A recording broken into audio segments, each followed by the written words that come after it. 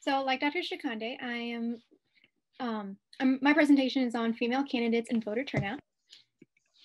My research question is, how has candidate spending during the 2018 US House election campaigns affect voter turnout when there's a female candidate running?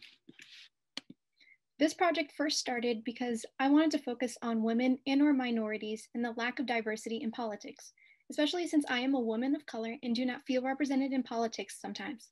At the time, I recently took a public choice class, which made me want to research more into voter turnout during elections. The main motivation for this project began after the 2018 gubernatorial election in Georgia between Stacey Abrams and Brian Kemp. During this campaign, Brian Kemp had advertisements that attacked Stacey Abrams' character and showcased very controversial messages. The image on the right is from one of his commercials where he paraded around with shotguns and drove a deportation bus for rounding up illegal immigrants. Georgia also experienced the highest voter turnout in any midterm election, and I want to research if the advertisements were correlated with turnout or it may have been something else. Now for some background. Only 87 of the 435 seats in the House were held by women, and even fewer by women of color. The image on the left reinforces the gender gap in politics. The top shows the original photo, and the bottom shows the room where all the men were removed from the photo. This gender gap is far from closing, especially since as of 2018, women held less than 25% of congressional seats in gubernatorial offices nationwide. 2018 has also experienced several historical firsts in Congress, and some of which being the first elected Black women in Massachusetts and Connecticut, Tennessee's first elected woman to the Senate, first 2 Muslim women in Congress, and the youngest woman ever elected to Congress. 2018 also was the most expensive midterm election in history, surpassing $5.7 billion in spending. These factors are what drew me to picking this election year specifically, especially since I believe my research is still relevant to the last and future elections. My literature review can be split up into 2 groups. The first group examined how gender stereotypes and candidates affect the perception of candidates' political ideologies.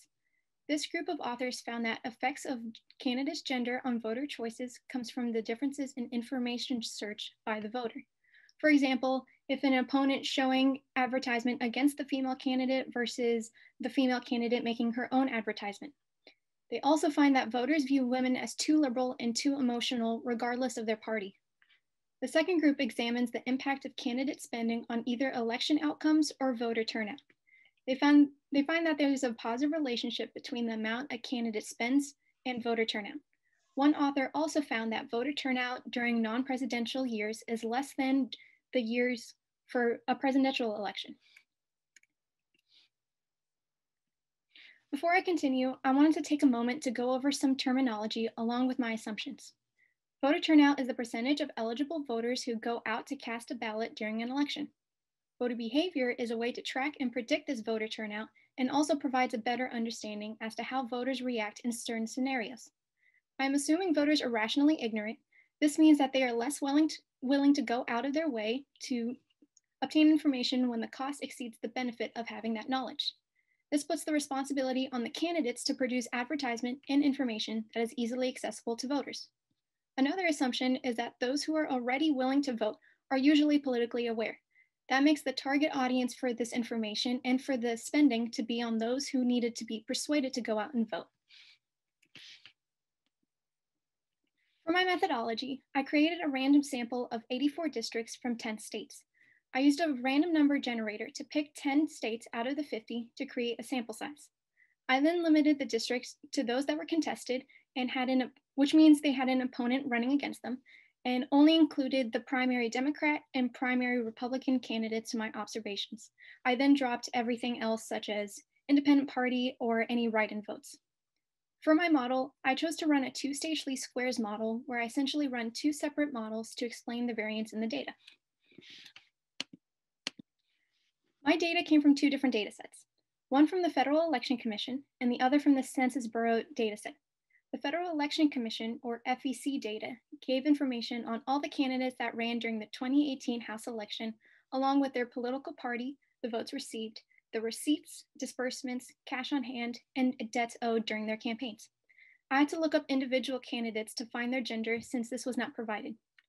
The census dataset gave information about voter characteristics such as education, race, gender, poverty level, age groups, and voter turnout per district.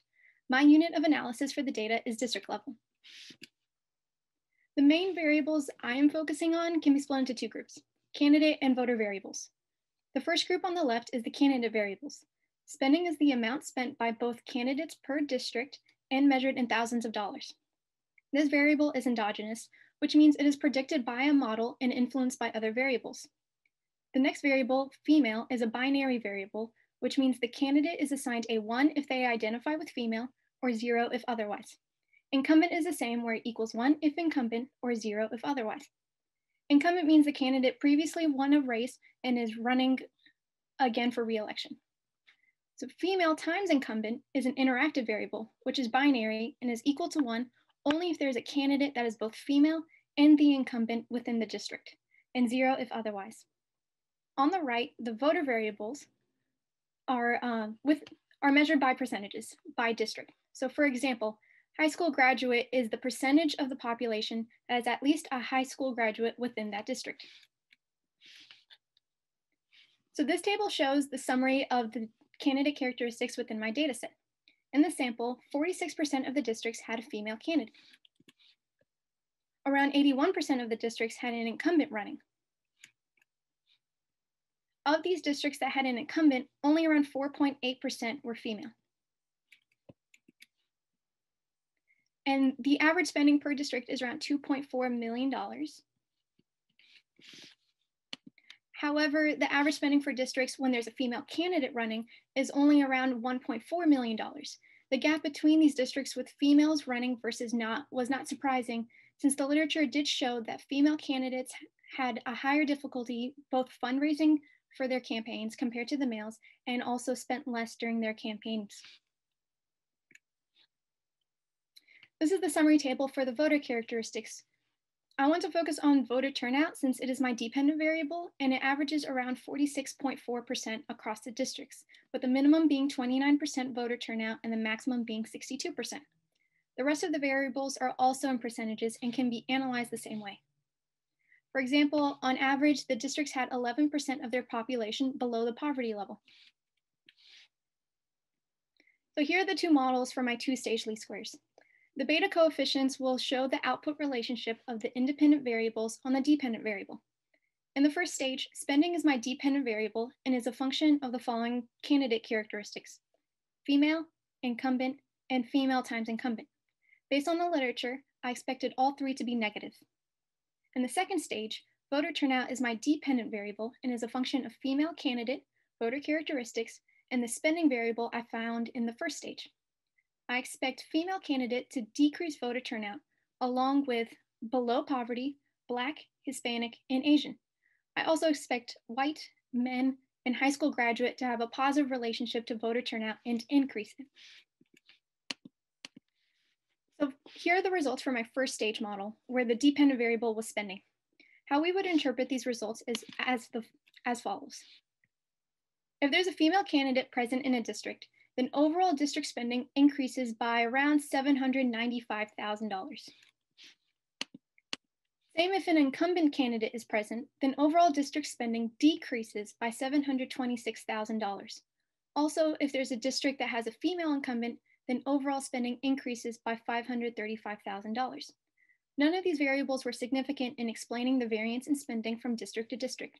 I can see this is not significant by looking at the p-value, or probability value, which shows how likely my data would have occurred randomly.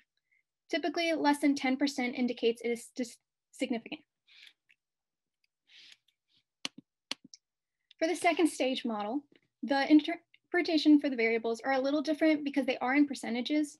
For example, for every 1% increase in a district's below poverty level, voter turnout decreases by 0.863%. This is significant at the 1% level. The other significant variable is men at the 10% significance level. This variable is interpreted as for a 1% increase in men in a district, there's a 1.378% decrease in voter turnout. To reiterate, my hypothesis was that female candidate spending would increase voter turnout. My analysis did not reinforce this hypothesis. Instead, I found that the most significant variable in this is the percent below poverty level on voter turnout.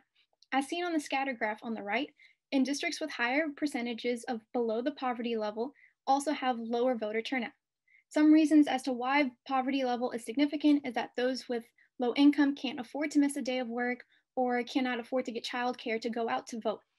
They also may not have the means or the proper information and incentives to go out and vote. This offers a chance for future research since I did not anticipate this result. It did reinforce that incumbents spend less on elections because they do not need to put themselves out there as much since they are already established from previous elections. However, my results showed that women in districts actually spend more, and this contradicts the literature and previous assumptions, but this finding was not significant, so I don't put that much value on that sign. One of my biggest limitations was that I created a random sample and did not use all 50 states.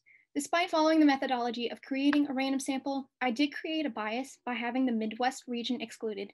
Another limitation may have been my methodology since I limited the number of candidates running based on their political party. I also removed districts that had candidates that were running uncontested and ignored any write-in votes. Since my unit of analysis was on the district, it is worth looking at candidate level data to see if there's a significant relationship between any of the variables.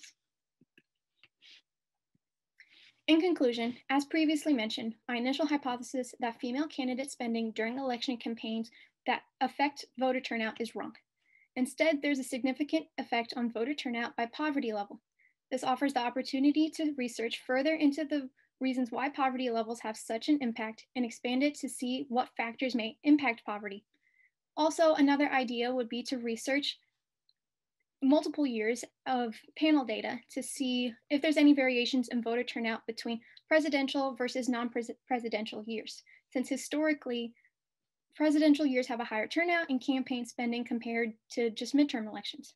It is also worth examining if there's an effect between candidate races and voter turnout. Thank you.